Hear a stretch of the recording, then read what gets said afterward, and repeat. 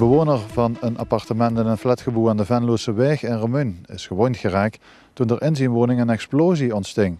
De ravage was enorm.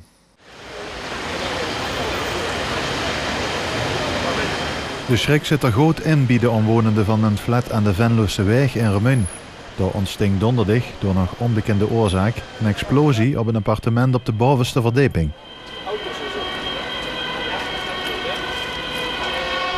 De klap was zo hel dat de hele vuurgevel van de flat omleeg is gekomen. Ook aan de achterkant van de flat werden de muur droed geblazen. Na de explosie brak er brand uit in het appartement, maar die was al snel door de brandweer geblust.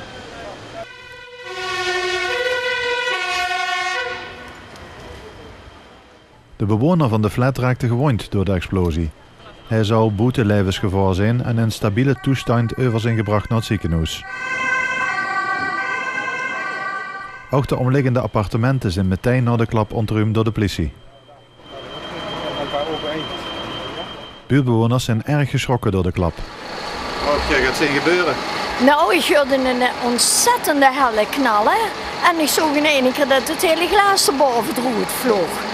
Ja, ik denk aan een gasontploffing. Dat ligt me tenminste aan de knallen aan het hele gedons. Denk ik dat het een gasontploffing is. We weten nooit, we hebben er nog in net gezeten. Hè? Dus, en stel je voor dat er ergens erin zit wat nu het ziekenhuis is afgebeurd. Dat is nee, dat weet ze niet. Ja, de bewoner van de woning die is afgevoerd naar het ziekenhuis en die zit nu in een stabiele toestand. Behalve de bewoner waren er ook 2 hunden in het appartement. De beestjes zijn door de brandweer uit het pand gehaald en zijn ongedeerd gebleven. Ja, gelukkig. Ja. Ik heb ze net geen water gegeven.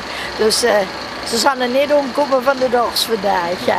Nou, de honden zijn in ieder geval uit het pand. Er is niets mee aan de hand. En de vissen zijn ook uit het pand gehaald, waarvan er eentje helaas is overleden.